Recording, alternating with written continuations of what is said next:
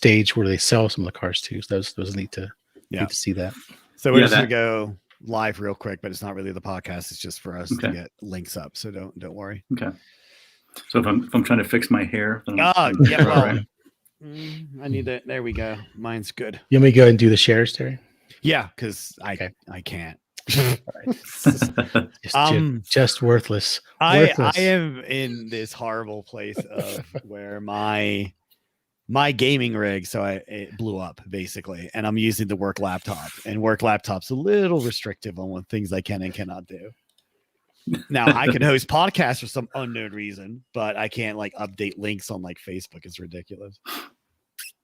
Yes, I'm actually on my wife's computer because my webcam stopped working for some reason. Yeah. So hope I don't see any messages from Big Kevin or something like that. That's a lot of explaining to do, Lucy. That massage went great. Yes. I'm sorry, what? What? Yeah, I'm coming right over right now, buddy. Yeah. Oh, thanks. I'm gonna run up and grab I got a little cheat sheet on their electric car. Yep. Perfect.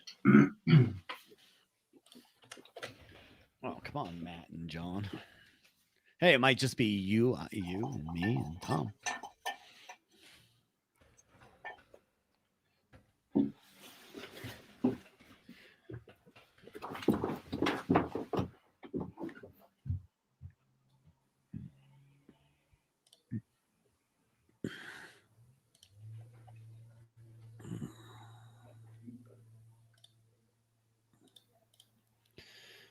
The good old springtime for Hitler chat. That's just ridiculous, dude. I was going to rename that chat because I've actually springtime for Hitler. It's the producers. Yeah, you ever seen that movie? Producers? Oh, it's classic, dude. Producers is great. It's a Mel Brooks movie. So the original is they're both funny. The remake and the original are so funny. But the whole premise is getting a play on Broadway that bombs so badly that you have to pull it, and because you got all this money from the investors to put on it, you don't have to pay them back because it flopped. And they chose this horrible play written by a Nazi, it's called Springtime for Hitler. And they knew it's like, oh, no one's gonna watch it. It's gonna be perfect, but unfortunately, it becomes a hit because the actor that they get for Hitler is so bad. He's funny, and he makes people just going, laughing. Wait a minute. Yeah. And they're just going, oh, this is a horrible, horrible play. But then he starts talking and he's doing it over the top. And they're going, oh, this is great because you're making fun of Hitler. It's just a great movie. It's just a really well done movie. Well, thanks for joining, everybody. We're just waiting for everybody on here and we'll get started. And then you can all drop off like you like to do. And then I just won't care. All the shares are up. It's on our Instagram and Southern Co-CNC is pinned to the top of our group as well. So who do we got with us tonight for a bounce? I have no idea. Oh, why do I have that? Oh, I have that email. Okay, good. Let me get rid of that.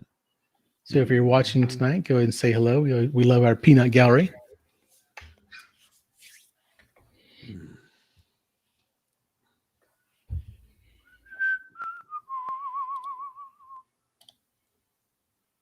Do.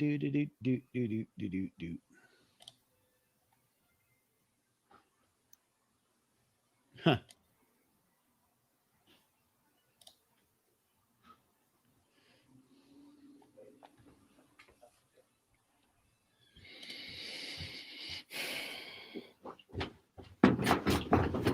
Okay.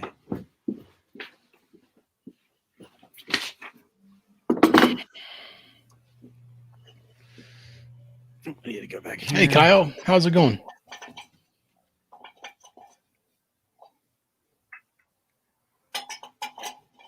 How was your electric motorbike trip? I saw a few pictures from that. Looked pretty cool.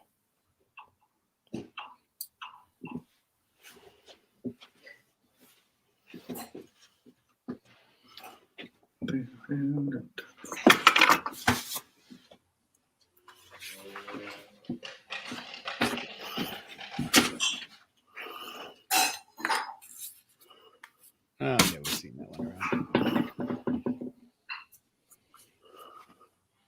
Hey, Mark, how's it going?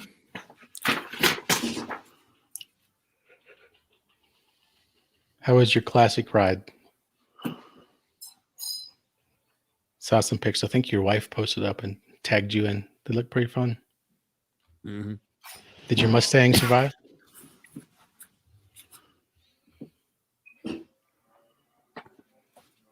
Oh, why is this thing doing this now?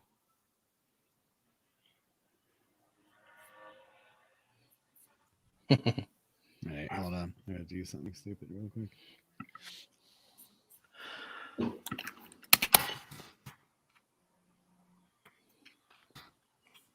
All kinds of road trips there, Kyle. Yeah, I know. How was it ID4? Did you enjoy the ID4? Pretty good car. Would you recommend it? Okay, it's doing that dumb stuff today. Okay.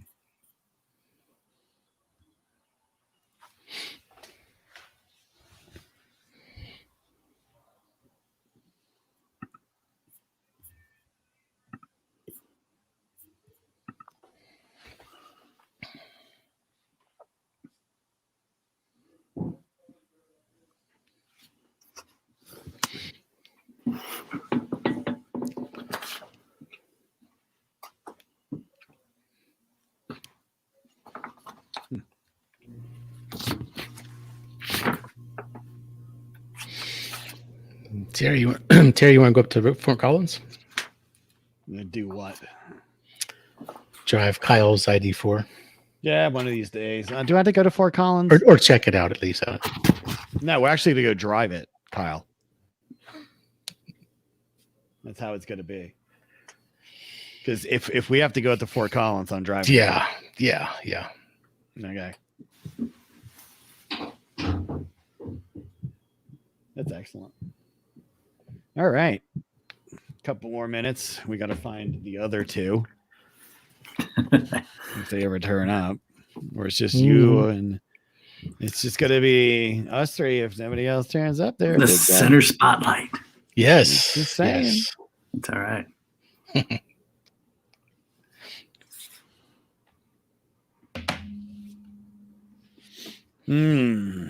So, Mark, how did the rest of the cars fare in the classic ride? What do you call that trip again? I forgot the name of it. Was it where was Mark? Dorm Patrol? Is that where he was? No, he did a class. I think it might have been Ride with Haggerty, but it was where they take those classic cars out. They drive for like 3-4 days. Silver Cruise or something. I don't know. What do you call it? Come on, Mark. Help us out. Copper Canyon. There's some name of it. I don't know what it's called. There we go. Haggerty Silver Summit. That was somewhat close. Yes, Kyle, all the way to Fort Collins is a drive. My goodness. Yes, it is a drive. It's way out there in the middle of nowhere. Yeah, Saya, Kyle, let me explain things to you real quick. I get mad if I have to drive to the Springs. I actually get mad if I got to go downtown Denver, and I don't live that far from downtown Denver where I'm in here. I just got to go down like Kipling the 6th, and I'm there. And I get mad about that. Yet, I will drive an hour and a half to go to Pawnee Grasslands to go shooting. So think about that real quick, because that doesn't bother me in any shape or form. Plus, there ain't nothing in Fort Collins. Apart from you put your hardware away, Terry. It was right behind you on that door. I could see it. I don't think anybody. It's gone now. Where'd it go? It went in the actual lockup. Why do you want me to bring it back out so everybody can see it? Right. That's why I put it away. I don't care. Well, if nobody cares, I'll go grab something else. And no, because I had it out. I was making some adjustments to it, and I put it back there. And then I saw it like on the camera, and I'm like, I don't know if anybody would get too edgy about seeing an AR-15 with a suppressor on it. Right? Yeah. It's like, yes, people, I own firearms. Controversy. Yes, I also own a RAV4. Create the controversy. What? Yes. He's a walking paradigm. Yes, I am. I have a manual RAV4 and assault weapons. And old World War I rifles. Do they still make manual RAV4s? Or they just all autos now? They're all boxes of slush. How old is your RAV4? It's 2004. Oh. She's old. But she does her thing, which is good because I like it. something actually a meth head actually broke into it the other day. Really? What'd they do? Nothing. They just went through everything to find money. And it's like, there's no money in there because they left. Because I have all my steel targets in there, and they could have stole all those steel targets and made, they could have sold it. They didn't touch any of it. Those are heavy, Oh, they're very heavy. Don't want to carry those. They just rumbled through stuff, and I'm just going, I swear to God, I locked the RAV, but I didn't. I forgot to lock it. We left it open? Yeah. Well, basically, this is not a high crime area where I live. So, I was quite nice surprised. Area, right? I'm in a nice area. Yeah. I'm actually surprised that, but there are a lot of, panhandling that they come down and they stand at the intersections, and they have their signs, and they put a lot of effort into their signs, and the same effort you can put into flipping a burger for $11 an hour. Just pointing that out. But yeah, I might go and shoot this weekend if somebody decides they want to go, which is not you. Have fun. I already took shoot them up. I know. Well, I have enough ammo. I have kind of like enough ammo. Isn't ammo expensive right now? Yeah, it is. But luckily, I like to abuse one of my ARs with shooting steel cased ammo through it because I just don't care. Because then, yes, before we make this to a gun podcast, yes, there are people probably listening and it's going, you should never shoot steel down cased ammunition. If your AR can't shoot steel case, then you got the wrong weapon. Have a nice day, sir. You just got to know how to take care of it. But then again, you just got to know how to take care of it. So the steel, I bought a bunch of steel when it was super cheap. It was like, 20 cents a round. So I'll like dump 1,000 rounds through that AR steel. I'm like, I don't care. It's the other stuff that's annoying because the ACR will not take steel. I will never put steel through that. That's just stupid. The SBR will not feed steel, and you don't want to do that anyway because it has to be canned. It has to be silenced. It must have the suppressor on it because the barrel's short and all that good stuff. And then it's the older stuff, unfortunately, like, get John in here, like the old stuff, like 303 British is not that expensive. So I don't care about that, but it's the stuff for the M95. I mean, there's really no ammo for it. And all the ammo I have was made in 1938. And it's like, it's like $5 a round. So I really don't like shooting it. Yeah. But it's fun because it gets expensive. Each plink is $5. Every time I shoot that M95, that's why I rarely take it out. And when I do, it's just because nobody shot it before, because I took it out, to have Caleb shoot it. And that's the only reason is because I know he's never shot one. So I go, well, here's an M95, and you can enjoy the wonderful world of 8x56R ammunitions on a carbine, and whilst it blows your shoulder out. Which is hilarious because the other thing he shot was the guy next to us. That was a 300 Win Mac he shot. That was great. Yeah, he stepped up to that. He was like, "I'm doing it." He really liked that. He loved going. It's great. But anyway, here's John. Hey, John. Hey, how's it going? What's going on? How much? All right, should we get this craziness on the road? Russ, wait for Matt. Then when Matt gets here, you can drop out, Steve. Sure. Yeah, good. See, I made you stay. Okay. All right. So we're going to get this thing started. So that means, John, play that nonsense. All right. Here we go. Welcome to the Colorado Cars and Coffee Podcast, your weekly unscripted discussion about local car events, news, reviews, and deep dives. Always bringing you the latest on the local Colorado car scene. Tickling your eardrum with a 10mm socket since 2020. That's the most worst line on that. All right. Well, hey, everybody. Thanks for joining. It's great. It's great. So, just so you know, we do have a guest today. It's Tom Von Ness from Farland Classic Restoration. Hey, Tom, thanks for joining. We'll get to Tom. We got some questions for him about what everything's about, what Farland's about, what restorations and special restorations that happen there, etc. Excellent. So we might as well get this thing kicked off and get you guys some events that are happening over the next 2 weeks. So I'll start it off. I'll take 3 at a time, then Steve 3, then John Steve will just rotate back. Okay. All right. So tomorrow, the 28th, between 5 and 8, is our Tots and Tailpipes at Sonic on Arapahoe in Lima. So definitely come on down. I did happen to hear that at the same time, there'll be a bunch of BMWs there as well, because it's Beamer and Burger Night. Yes. And we may or may not be crashing that, Anton, if you listen, which you know. We want people to it, Anton. come and crash that, please. Yeah, we're doing it.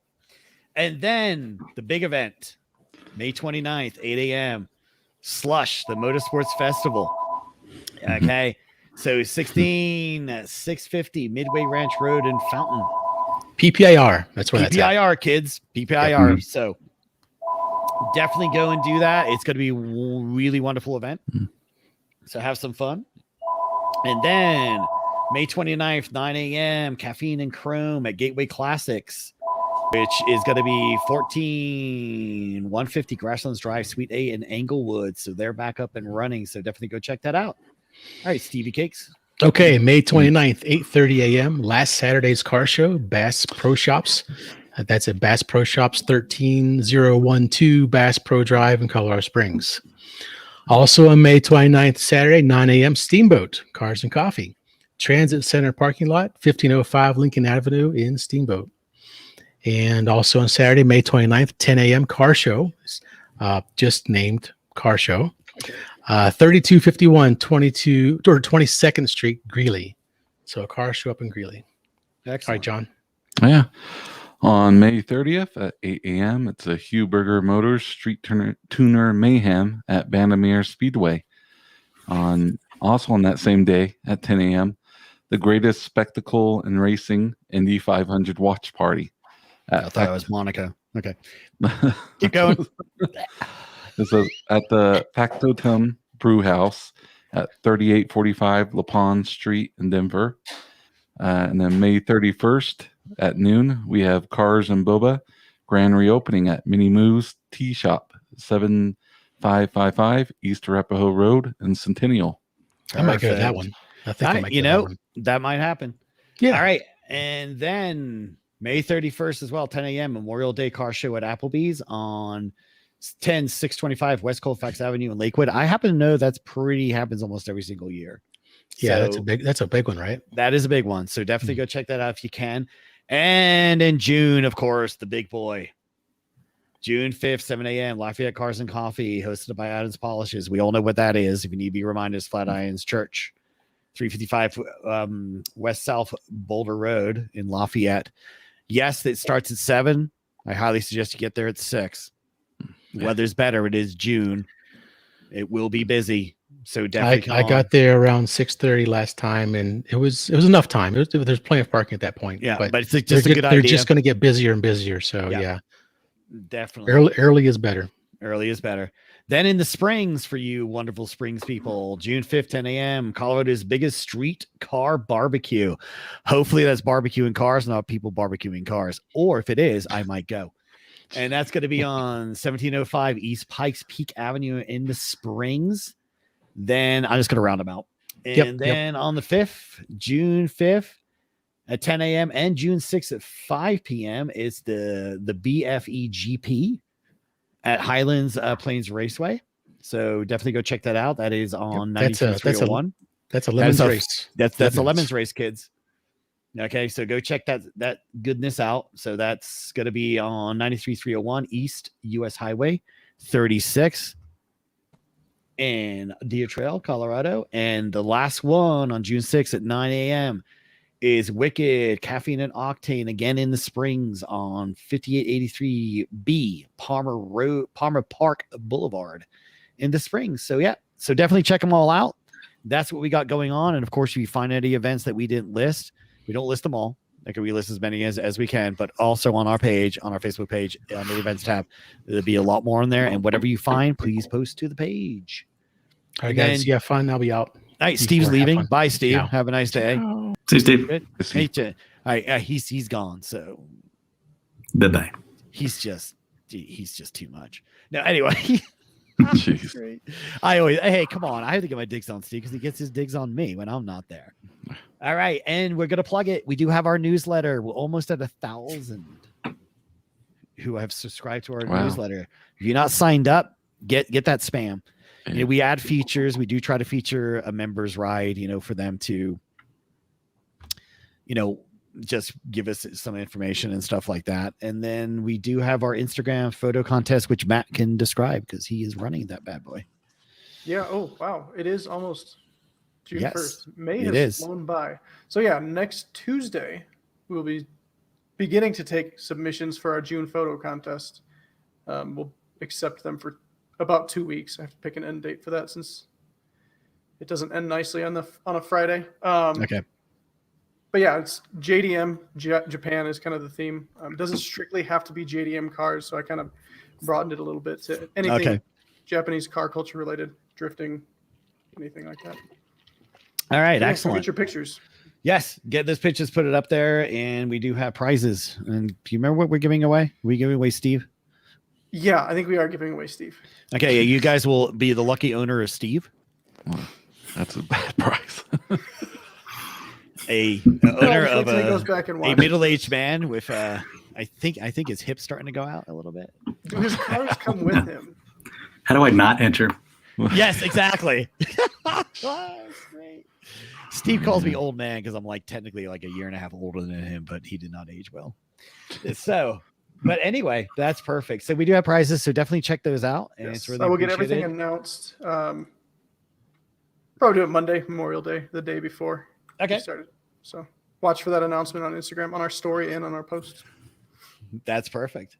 Okay, so we do have a guest tonight, and we do have Tom Van Ness. He is from Farland Classic Restoration. Okay. I'll let Tom do some background on himself real quick, and then we'll get into some questions and stuff. So we'll hand it over to you, Tom. Just give us a little bit of background. Excellent. Thank you very much for having me. Can you hear me all right? Yes, you're great. You're perfect. Perfect. So my name is Tom Van Ness. I'm the marketing director for Farland Classic Restoration in Englewood. Shop has been around. This is actually our 30th year. For a long time, it was called Classic Restoration by Country Club because it started over originally as a small detailing shop close to Denver Country Club. And I've been with them for about 6 years. My background's in advertising agency. Work as a writer and creative director, switched gears, pardon the pun, over to classic cars about 6 years ago, and it's really fun. It's kind of a one-man marketing machine between running the website, shooting the majority of the photos. Sometimes I bring in a ringer if we have a really special car, and doing everything from pay-per-click to video and video editing. Also, I'm a car dealer. So I think on the strata of scummy people, I went from advertising agency person to used car dealer. So I'm not sure what's beneath that, but I can keep trying. Ambulance chasing lawyer, I think I'm going to go with next. Ambulance chaser, exactly. That's exactly. That's where I'm going to go with. So as far as the shop, we're a full service restoration shop that specializes in kind of 60s, 70s, 80s European Ferraris, especially Porsche, Jaguar, Mercedes, Maserati. And we also do kind of a little of everything as well. So in the shop at any given time, you might see an American muscle car resto mod, or we just sold a 2012 BMW M3 that was in really, really nice condition, super low miles. And so we've got complete restorations going, and mechanical and interior, and a lot of paint work. We're doing ceramic coating, and we do have some amazing technicians that can do everything from rebuild a 12-cylinder Ferrari engine from the mid 60s in a 250 GT, for instance, to we've got a really interesting swap that we're doing on a Lincoln Continental with a LS3 engine. So one of those things that kind of ignites Ford and Chevy guys. Like, yes. What are you doing? You destroying the purity. Right. And we're really looking to the future as well with some interesting things like we've got a 1966 Porsche 912 that we're putting a Tesla battery pack and full electric drivetrain into. So a fully electrified classic Porsche. And we're also doing another restoration to send down to the guys at Moment Motors in Austin who do electrification as well. Okay. And so, yeah, kind of a little bit of everything right now. So yeah, definitely. That's really good. I am definitely interested in some of the conversions to electric, classic conversions and stuff. Yeah. So, but I know John here had some questions, so I'll turn it over to you, John. Get some questions out there for Tom. Sure. So what do you do day to day in your position? So my day to day is actually we've got two buildings. We have the main shop, which is I think 13,000 square foot. No, that's the showroom. It's bigger than that.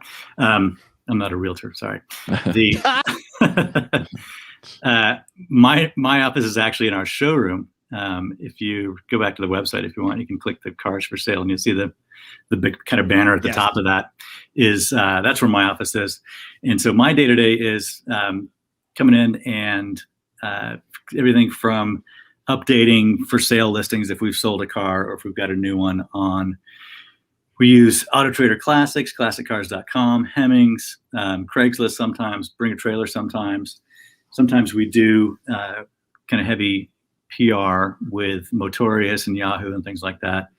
So I might be doing that. I might be trying to sell a car, finish a sale, might be trying to get cars in. That's actually one of our biggest challenges for the year was getting more cars because we sold almost more cars than we have in 4 or 5 years during the whole COVID thing, which was pretty interesting. And I think it was a lot of guys, kind of my age especially, that have said, yeah, I've always wanted to have a Porsche.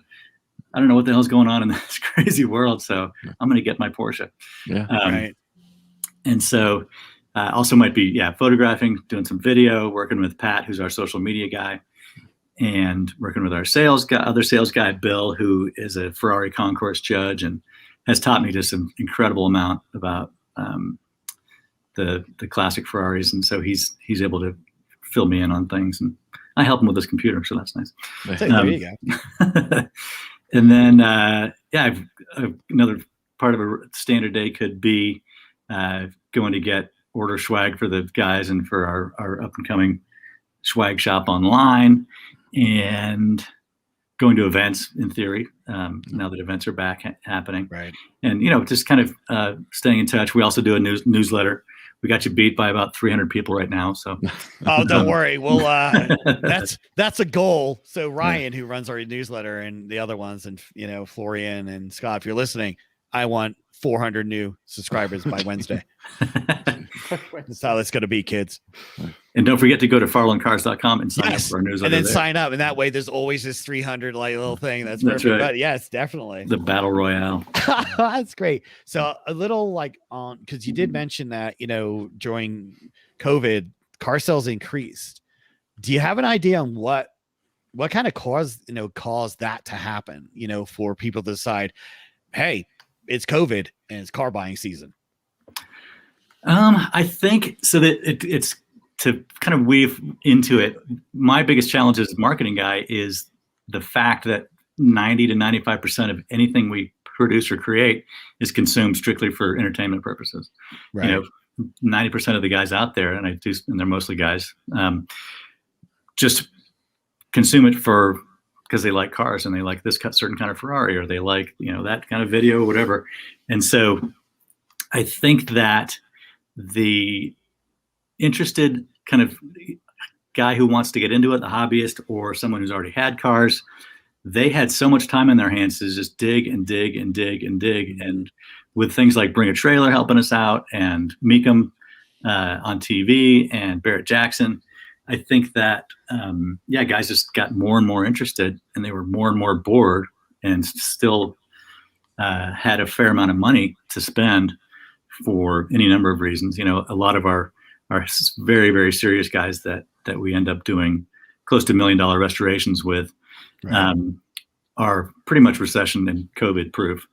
But there's a lot of other guys that are, that were buying and selling, $60,000, $70,000, $80,000 cars. And so that's, it's a chunk, but it's not a multi-millionaire. It's a guy who might, who likes to go on nicer vacations and couldn't do that. And so now he's got himself into a cool car. He's got himself into a cool car. That would make sense. Cause I know I wouldn't say I was stuck at home. I mean, my job shifted to a permanent work at home. So, but yeah, when I was doing more research on cars, like looking at more Porsches and digging deeper. And so I can definitely see that for sure. Yeah. I think there's more to it. That's kind of how I got the Miata that I have. I was just sitting there when I was at work and I didn't have anything to do for 15 minutes, go on Craigslist Marketplace, just start scrolling through stuff. Yeah. And then, people that were in a permanent work from home situation, we're like, well, maybe I don't need a car that gets 35 miles to the gallon anymore. I can get something that only gets 18 and is a little more fun. Right. Yeah, exactly. Yes. Like an 04 RAV4 with a 5-speed manual. So there you go. The pinnacle of automotive engineering. It really is. No, you want to know what the pinnacle of automotive engineering is? A Mars Marina. Oh, I thought you were going to say Mars Marina. No, a Yugo is much better than a Mars Marina. Just saying. Actually, or an Austin Allegro. Oh, you guys were not blessed with that car. Yep, that's good. Go ahead, John. All right. So Tom, do you have a favorite classic car? Yeah, absolutely. I'm a late model guy or young timer, whatever the hell I call them, modern classics. E30 M3 has been something I've always wanted to get. We actually had one in the shop or in the showroom, sold it twice, as a matter of fact, had a kind of boomerang that came back. And that was nice. It was a 91 with 67,000 miles and Brilliant Rot Red with kind of that camel interior, natural. That was one that was I'd always wanted to see. As far as like the actual true dream car of all time, it would be one of those Porsche 959 Dakar original racers. Yes. Just crazy, a couple $1 million. That's the true holy grail for me that I haven't reached yet. But yes. And then of course I say of course nobody would know that. I'm a major Audi fanatic, and so the new RS6 Avant I would probably kill someone to own one, but depends on the person, Well, no, it doesn't. It's an R6 Avant. You just wholesale slaughter for that car. It's fine. It's perfectly fine. It's actually forgivable. I was just gonna say the one forgivable sin. Right, exactly. Yes, exactly. No, it's totally. So, do you have any current classics in your collection, personal? Or would you consider classics? Yeah, so let's see. We had I am able to put money up for some of the cars that we bring in, and so the '66 Porsche 912 is an investor car, and I happen to be one of the investors on that. So I am part owner on that, and then we've had other cars that have come and gone. I owned part of the M3, which was cool. 85 Testarossa. What else? Oh, our Bring a Trailer, one of our Bring a Trailer experiments. And the last time I was out at Gateway actually was, we brought in a 94 Audi Rs2 Avant. It's kind of the first one that was sold, my understanding. First one sold in America in April of 19, I think. But it was silver with a black interior, and brought it in sort of the minute that you could, as far as the 25-year law goes. Right. And put it on Bring a Trailer, and some local troll guy who hates me or the company or something just bashed it like crazy, and so it was not a great Bring a Trailer experience. Yeah, that will happen. Yeah, so Bring a Trailer is cool, and it's an amazing place for education, to really figure out, especially in the Porsche world for me, because is that little doohickey supposed to be anodized in a 964 Euro model, blah blah blah. Just that it's helpful that way, but it can also be a kind of a nightmare. Right. Yeah. No, totally agree. Totally on that one. So I know there's some electric classic conversions. Can you kind of break that down, kind of get into it to kind of give the all 6 people listening right now what's going on with that? Right. It'd be nice if we knew their names, right? Actually, we probably do. So there's me and Steve, John, Matt, you. So that's 5. That's right. Somebody should go, Matt. You should find out who's actually leaving comments for us, which is so. But yeah, definitely. I'm pulling it up. That. Go for it. So electric conversions are basically, to really get to make it idiot proof, is to replace an internal combustion engine with an electric motor, correct term, versus electric engine, no such thing. Electric motor that is driven by a battery pack. And there is, at this moment, there's not really much in the way of hybrid drivetrains. It's all straight electric. And so it's the idea that you take a classic car in most people's terms, and take a classic car and electrify it with current technologies. That can be challenging for a number of reasons. One is a lot of people think automatically, oh, well, I'll just get a crashed Tesla and kind of stick a 911 frame on it or a 911 body on it. The problem with that is a lot of the electronics and the software updating.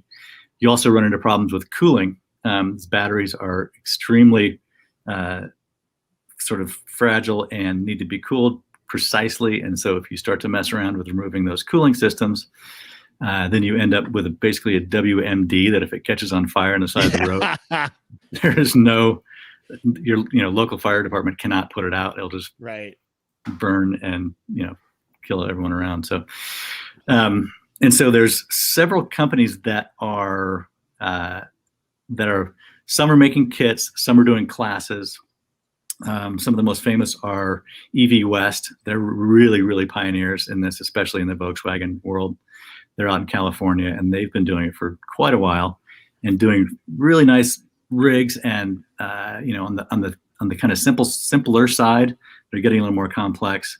There's Electric GT, also in California, that we bought our kit from, and they're really pioneering the idea of a drop-in crate engine. The idea of if you're going to put an LS3 into a Corvette or a Camaro or something like that, this has the same sort of form and function, and it looks like an engine block, but it's got all the guts and the brains and everything, to get technical with you, to run that. And so it drops right in. And so it's kind of this cool thing where the controllers and the cooling systems and everything is integrated into that. And then you find a place for your batteries. There's a lot of do-it-yourself stuff. There's another company I forget the name of right now, but you can go and take a class for a couple $1,000s and actually join the class and build a dune buggy, and so you get true hands-on. And then there's other companies. There's the one in Germany that they're doing, I think they're doing 280 SLs or 560 SLs, something like that. Okay. And they are trying to kind of follow the Singer model. And so it's electrified, but it is completely and totally overhauled. And so the interior looks like a concept car. It looks like the inside of like a BMW i3 or something, like right. Fancy wood and green materials and stuff like that. Okay. There's also a company doing Broncos here in the States. I'm not sure if they've really gotten off the ground yet, but they're doing old Broncos. And so that's that in the model of Singer. If people don't know about Singer, that's a company that restores mostly the 964 series of Porsches and makes them just absolutely gorgeous and unbelievably high performance, roadworthy. Blah, blah, blah. Yeah. It's not like you're driving a mid 70s Porsche or even like a mid 60s Porsche with a Singer. It is up to date, modern, everything, but it retains that look.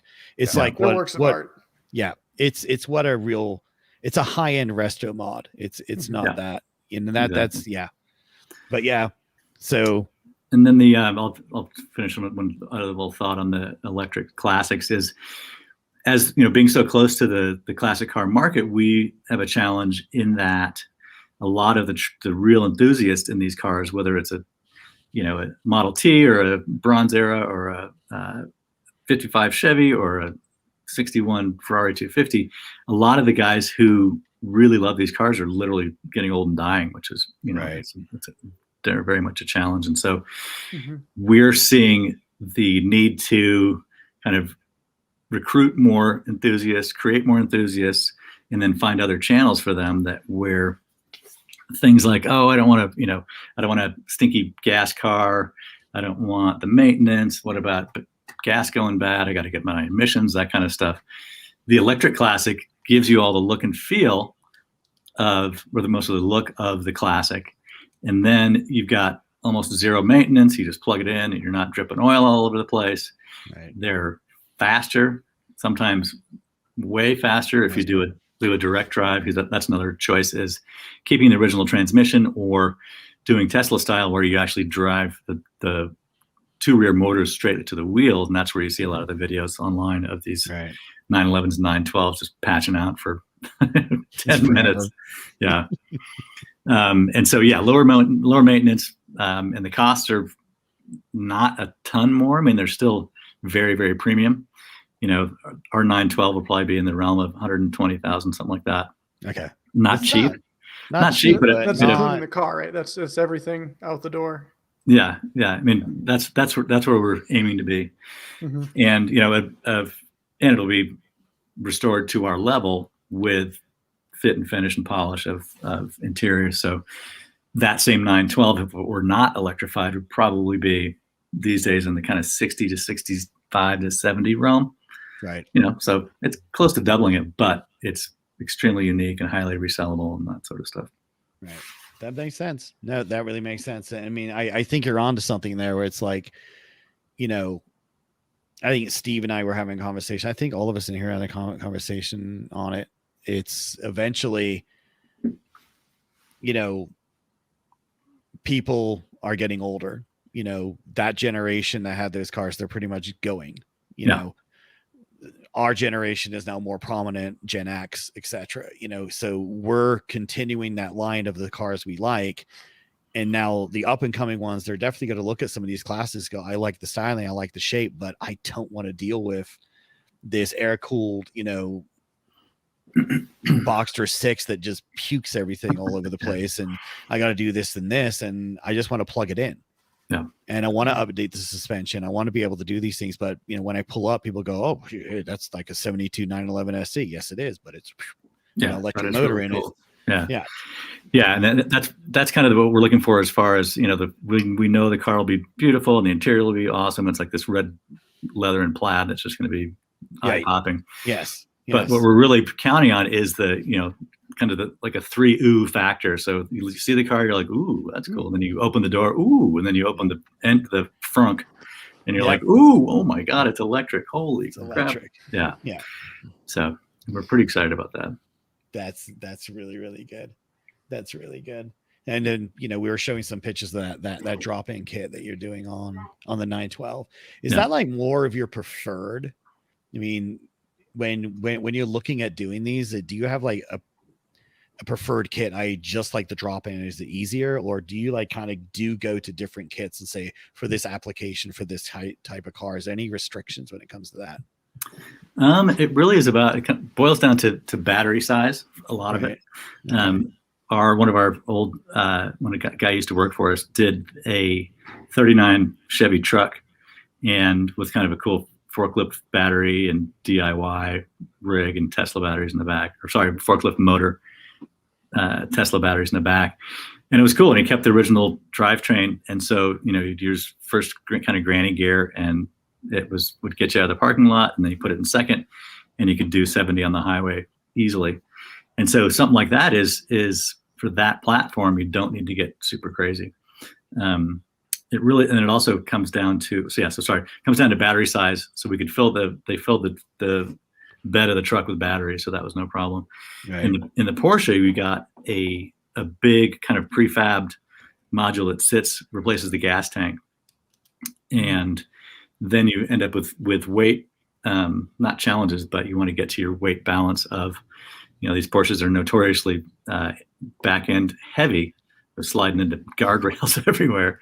Yep. And with this, we're going to be closer to kind of 55, 45 on the front. Okay. So it's going to be pretty interesting. That car will get probably 70 to 85 miles of range. It's not bad. And you think about classic cars. I mean, they're usually driven to a show and then to the Cars and Coffee, right? Yeah, exactly. They see maybe 20, 30 miles and it's done. So that makes sense. Yeah. And we have we also have kind of our Vail quotient that's kind of our shoot for on some cars is enough range to get to Vail, which is 100 miles, but going uphill, it's more closer to 130, 140 to get there. And so the kit from Electric GT is a nice drop in. To get longer range, though, we need to do mods in different places. We need to build a platform in the back that can pop another couple batteries in. Okay. And the things that they don't let me work on because they're smart is, things like calculations and welding and stuff like that. Why? I would trust you to weld. Are you kidding? Right. Hey, no problem. Yeah. So they let me take the pictures and look pretty on camera, but and so to my point anyways was just trying to figure out the drop-in ones, which are nice and simple and clean versus more of a bespoke version. Right. And then you've got things like, do you want to have your analog gas gauge actually tell you how much electricity is in it, or do you want it to be an iPad interface and that kind of stuff? So all those things. So I mean, it's the options are wide open. Yeah. Which is interesting. So that's a really interesting thing, to see, because I've seen, I've done, I've Googled like, classic electric, conversions and stuff, and it's really, really interesting to see because it keeps them on the road. It just ups the ante and just electrifies them. Yes, there's got to be some purists out there to say it's sacrilege to do that. And once again, I just don't care what their opinion is. So yeah, it's the way it's going to be. Oh yeah. Well, and the Porsche 912 actually is good for that because it's a little less sacrilegious, and we truly thought about that because it's the 4-cylinder and it's do it to a 911 and someone's in theory going to get super upset. Not that we're listening too much to that, just because once they drive it, they're like, oh yeah, okay, right. I get it. Now I get it. Yes, exactly. But a 912 is cheaper to start with, and then slightly less sacrilegious to the air-cooled crowd. I mean, exactly. So that's why if I ever win the Powerball, I'm going to go find a Ferrari 250 GT and I'm going to bring it in. You guys can strip the motor out, put a big electric motor in it, and then I'll take pictures of it, send it to Ferrari, and say, "What you get your cease and desist letter? What you're going to do? Right. That's exactly do nothing. I was going to ask if you were thing. going to do anything about the cease and desist. Yes. Yeah. I would actually move back to Europe, take the car with me, and go to every single Italian Grand Prix, be it like Superbike and F1, and drive it there every single time. Just because I'm me. But yeah, no, definitely. I see that. And I kind of like where that technology is being used to bring some of these cars back and make them, easier to live with, because I know some people, they would love to have these classic cars, but I think sometimes they don't factor in the amount of maintenance that's involved to keep them running. It's not your daily driver, it's not any of that. I mean, people struggle enough when they've got a car that's 7 or 8 or even 9 or 10 years old. Then if you're looking at a car from like 67, they don't like to sit. Right. They don't. They hate being sit. And if you think of yourself and you go out there and get, what I would love to own, which is like either a 50s Ferrari or my biggest thing. I lived in England. I grew up in England. I grew up in Manchester in like the 70s and 80s. You give me an E-Type and it's done. Yeah. I love E-Types. I love them. Absolutely amazing to me with the bad electronics. And I would not do I would not do the 12-cylinder. I wouldn't do that. I would do the straight 6. It's a much better engine. Much better engine. It is. Yes. But I look at that and say, if I ever get the means to do that, would I do it? And it's hard to say yes, because the amount of effort that's needed to maintain, to keep a 60s Jag on the road is insane. Yeah. And you have to do lots of things. And then unfortunately, like if I look at a Jaguar and I get one as pure as possible, then it's probably going to have Lucas Electronics in it, which are garbage. And, so I have to do all these things, but if the means come about 20, 30 years, not even say like 10 years from now, and all of a sudden there's a 1967 E-Type convertible that is, essentially electrified. Yeah, I would buy that because all I do is plug it in. Plug it in. Well, and it becomes a nice alternative for a lot of these cars because I try to explain to people who are not as much car guys as you guys, but just there's kind of this pyramid of, get my picture right. There's a pyramid of, say for instance, in 1965 they built X number of cars, and a 20th of that was Jaguar E-Types, and of that there are still even fewer that are original color and original condition, and even fewer that have their own engine, and there are even fewer that have been restored perfectly and that have all the documentations and things like that. So finding these cars that have been a repaint or have blown an engine or have been made into a convertible and they shouldn't have been, those can become great candidates for electric because they're not as pure as they used to be. Right. And so they're they cost half as much to start with. You don't feel as bad cutting it up. Exactly. Yeah. Yes. Right. Yeah. No, I'm the same way. Yeah. I wouldn't go and buy a mint car just to hack it up. I'd go and find something. If it's going to get repainted anyways, I'm going to go find one with trashed paint. Right. Yeah. Exactly. So I think John's having internet connections problems because I don't see him, but also my internet's being weird. So if I drop off, Matt, you just got to keep going. Okay. So yes, so definitely. So go ahead, Matt. There's a couple of questions on there. I'll throw it over to you. Get some out to Tom. Hang on, I lost my spot on the document. Oh, you see how professional we are, Tom? No, hang on. I'm just how professional. I do have some more. I have some more questions about the. Do it. What do you guys have any others that you've done before this Porsche?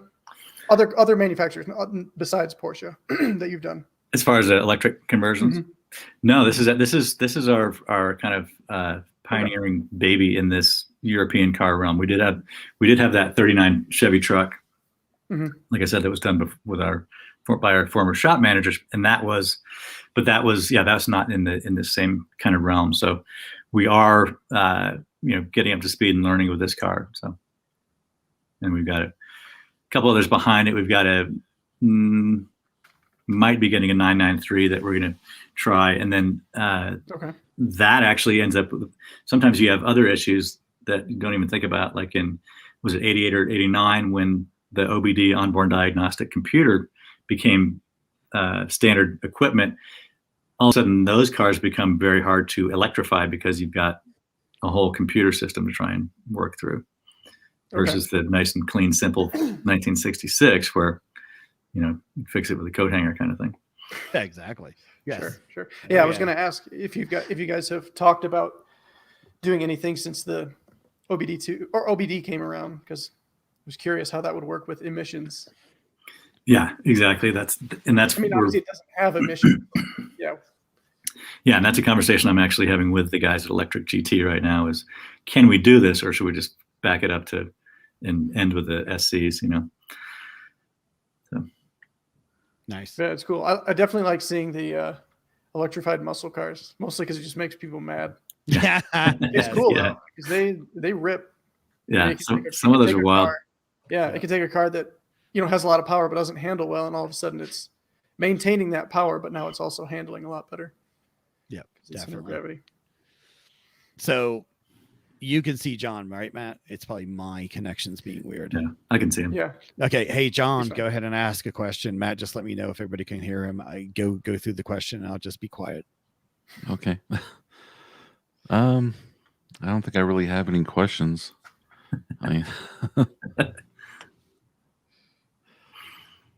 So aside from electrification, yep, what do you think is the coolest resto mod that you guys have done?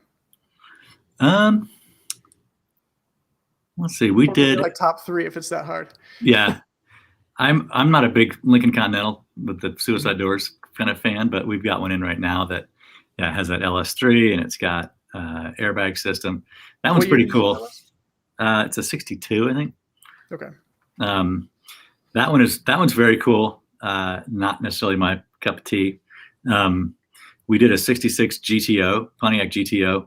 That was for a really interesting guy who lives up in Carbondale. And he's used to be a Wild West actor, among other things. And he did one that ever since he was 16 or 17, he wanted that car. And he finally got to the point and built it exactly how he wanted it. So it's candy apple red with a heavy amount of metallic flake in it, and just has this unbelievable crate engine and cool electronics and, electronic exhaust gating, and just, top to bottom. Looks mostly stock from the outside, and you start popping the hood in the trunk, and it's a really, really cool machine. The resto mods, we're for the most part we're a stock shop, and that's where my tastes lie. We've done a handful of Mercedes 300 SLs, which is the gull wing. We've done the gull wings and the Roadster version. We've done 5 Ferrari 250 GT PF Cabriolets. Those are all bone stock, like to a fault, to judging standards kind of thing. And those are all won platinums at the Cavallino, which is the big Ferrari show down in Florida. We've done, we did that 73 Maserati Ghibli, done a couple other Maseratis, tons and tons of Porsches. So yeah, I like the stock stuff. I like I'm more of a kind of 70s guy. Panteras and Countachs and things like that also. Excellent. So I don't even think John can hear me. So I am not having fun with my internet, so I might die. It happens. It's one of those things. So keep going, Matt and John. Ask questions. Maybe we should go to the people. I'm going to do something, but I need Steve. Yeah. Does anyone in the comments have? Yeah, Mark Gomez has anybody who's listening a couple questions. We can do. Lay them on me. Okay. If they're for me. Yeah. So Mark has a question. Have you done a resto mod with a Coyote engine? So have you done a resto mod with a Coyote engine? Everybody, have you done a resto mod with a Coyote engine? Let's see. I've been there 6 years. I want to say that we did we may have done a Bronco before I got there. We have not done one since I've been there, as far as I remember. Cool, they can product. Be tough engines to. Very cool product, but yeah. To shoehorn into some of those vehicles. Yeah. Right, Coyote's dual overhead cam, right? Yeah. Yeah, so it's a wider footprint than like an LS. So. And then I've heard of guys having difficulties fitting those into some cars. Yeah, for sure. So restored any Tuckers? There's only a few Tuckers out there. So Tuckers. Yes. I don't believe so. We are in the middle of. We're just about to finish up a '52 Hudson Hornet, similar vintage and similar acres of sheet metal. You can check that one on the site, and that's a complete nut and bolt, whatever you want to call it, rotisserie. I'd say frame off, but it's one of the early unibodies. So right. Nice. Now I know the answer to this, but I'm going to put it up there. And any Pebble Beach winners or featured at Pebble Beach, I'll throw that in there. Haven't had any winners kind of crossing the big driveway at the end. We brought out, what did they have? Showed a BMW, I think, for years and years ago because they do the featured make. When I was there, we brought a 54 Arnold Bristol that got a little bit of love from, I forget what it was, but it pulled a ribbon, no hardware, but a ribbon. We've done really well to hijack the question, we've done really well at Amelia. We won the manufacturer's award for Maserati with the 73 Ghibli that we did at Amelia. And that was cool. Like I said, all the Ferrari 250s have all pulled platinums at the Cavallino show, which is kind of the Oscars of Ferrari stuff. We had a very pretty kind of gunmetal gray over a saddle interior 61. It was kind of funny. It was built right on the line, and so kind of was titled a 61 originally, then we figured out it was a 60 and blah, blah, blah. Anyways, that one won platinum and also won the Wayne Obrey Award for excellence in restoration at Cavallino. So that's excellent. That's really good. Let me see if I can get this thing to work. They're not going to work.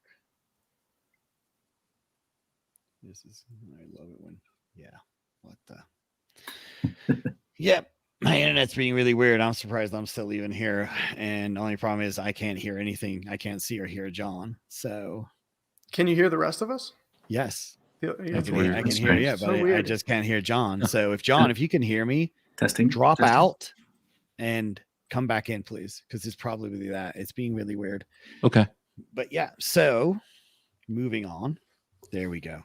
I think it's probably that, but as the problem when I'm using what I'm using right now, it's a tire work at home setup and it gets sketchy sometimes, but it never gets sketchy when I'm working. Of course, which is ridiculous. But it should be sketchy. Yeah, exactly. So you gotta love that too. All right, let me see here.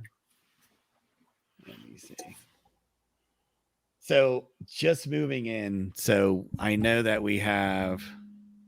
Let's see if John comes back. So the 914 Porsche, it's like almost this up and coming collectible Porsche now. What's kind of like your take on that? Your feelings on the 914? 914s are interesting. I've never been a fan of it. I can appreciate the 6-cylinders. I've never driven one. I'll be honest with you on that. And a lot of them, they're kind of like a teeny tiny Pantera in that almost all of them have been modified and jacked up and stupid fenders and bad bumpers and bad colors, or people even made hard tops out of them and just kind of goofed them up. And so it's hard to find really good original specimens that are low mileage and original and might have a certificate of authenticity with them. We haven't seen much call for them in our Porsche purist guys. It's definitely more of a fringe car, in my opinion. I personally don't really understand why some of the 6-cylinders are going for so much, like on Bring a Trailer. Right. I mean, it's a cool car, but it's not my cup of tea. We actually had a black on black one in maybe 2 years ago, and it was just in for some paint restoration that we do. And a lot of the Porsches, especially in the mid 70s, had what they call blushing, which is just kind of this weird haziness that gets in the paint. And we were able to compound and polish that out and buff it out. Came out really nice. And when that thing was buffed up and finished, it was pretty snazzy. I mean, it is cool. And it's in that angular realm of, a Lancia or some of those other kind of like a Stratos or a Integrale, whatever. But yes, I mean, I'm not gonna lie. I mean, when I was growing up, my father almost bought a 914, and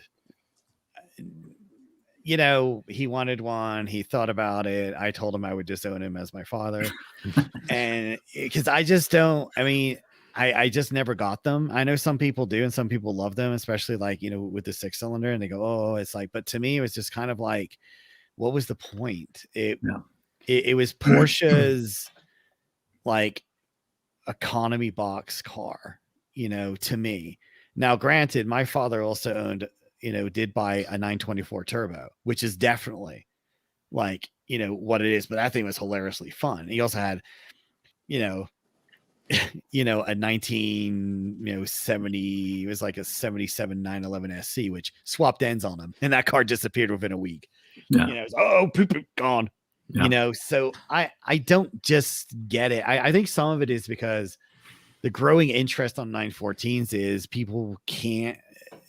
some people don't have the means to go out there after a 1974, 75, 76, 911, but they can get after a 914 with the 6-cylinder and say, well, that's what I got, So I get it, but also sometimes I look and say, well, if you wanted a 1970s 911, then try and find a way to get a 1970s 911 if you can. Yeah. But if you really like 914s, have right at it. I mean, they're definitely growing and they're out there. So I think they're decent looking cars, but they're terrible looking Porsches. Yeah. Yeah. Well, and back to our previous conversation, they would make an excellent electric platform. Right. Yes. You've got big flat areas in the back and the front, right. and don't need any space for the motor, and could be an interesting candidate for sure. You know what, that's the key. I mean, if somebody wanted to do that would be amazing, because I mean, you have so much flat space. Yeah. And you can put the battery packs right up front, and you put the drop-in motor right on that mid.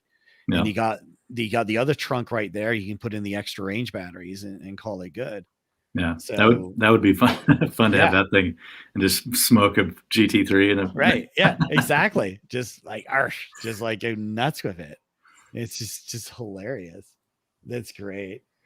All right. Well, let's see. Well, I think we're kind of running out of we're getting close here. So. Yeah, we're to a good stopping point.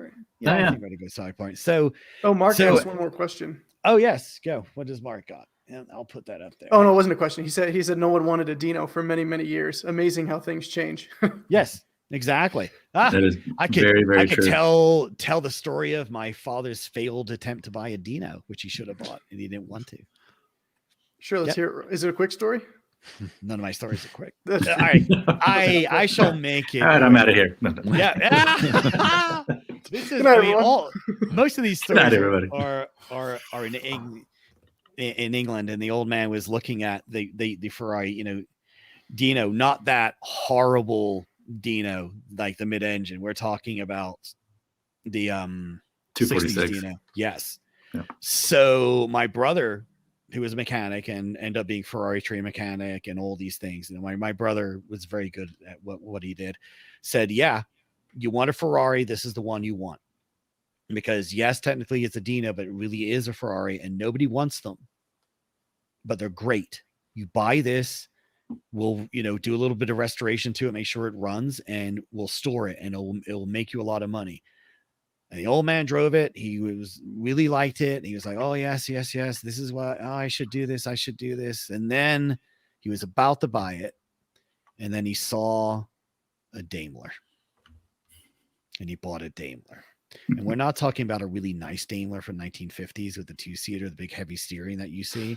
No, we're talking a 1977 Daimler, which is basically an XJ12. That's what he bought. Yep. Just why? Why? But I know the answer why, because this is the same man who could have got a nice TD, an MGTD, a real MGTD, because they were all over the place in England, all over. You could just buy them for nothing, and said, oh, I really like that. I should get one of those. And he bought one. And he goes, look what I got. I go, yeah, Dad, you got a Volkswagen kit car. Yeah, I know. But you know what? It's more reliable than getting that old 1940s TD. I'm like, it doesn't run, Dad. And it sat in the garage doing nothing. That's my father. Should have bought a Bricklin. Right. I mean, seriously, we lived in England at the prime time of nobody wanting these cars, and they were cheap. And we could have had a field day. Now, granted, there were some great cars he bought. I mean, we had an GTB, which is amazing. We had some really good cars when we lived there. But when it came time for him to do certain things, like I could get a Dino, but I'm going to get this really nice brown colored big Daimler with a 12 cylinder in it that breaks down and pukes oil. Like, thanks, Pops. That's funny. Yeah. But anyway, so let's wrap this one up. So I'm just going to close this one out. So essentially, thank you very much, Tom, for joining us. Absolutely. My pleasure. Nice to meet you guys. Nice to meet you. So yeah, definitely. So everybody, so Tom they are based in Englewood. It's Farland Classic Restoration. They've been part of Denver for 30 years, covering all aspects of restoration, including metalwork, painting, upholstery, detailing. They also work with owners on consigning their cars and finding the next caretaker for their classic vehicles. long history working on conquest level cars and in-house Ferrari Concord judge. Very passionate about the accuracy, but also love the help with their personal touches. So definitely, if you have a car you need restoring, go check them out. They do sell all those great things. So go check them out. They are at 3800 South Calumet Street in Englewood. Yep. And basically the website is basically farlandcars.com. It's farlandcars.com. So definitely go check them out. And if John can hear me, play the exit music, John, and Matt, tell me if it's bang. I think we have one more thing to add. There's a benefit for Cars and Coffee members. All right. Go ahead. Okay, you want me to go ahead, Matt? And we're done. Yeah, All yeah. right. If you've got something. Okay. No, Terry, no. John say something. All right. So, sure, John. Farland will provide a quarterly contest for members, giving away a Farland license plate frame, a hat, a T-shirt to 2 members. Members must comment on one of their posts through the quarter, and Farland will randomly select the winner. Okay. Great. So there's a little giveaway. Look for more information on our social media channels. Yeah. Yeah, I missed that. Thanks, John, for getting that. Yeah, now I'll play the exit tune if you want. We're ready, play the outro. All right. Let's doing it. See you guys. All right. Thanks, Tom. Appreciate it. Thank you, everyone, for joining us on our podcast. Let me know when I can hit him. Find us in the local Colorado car scene by searching for Colorado Cars and Coffee. Well, it's time for us to grab our coffee and go. See you down the road, everyone.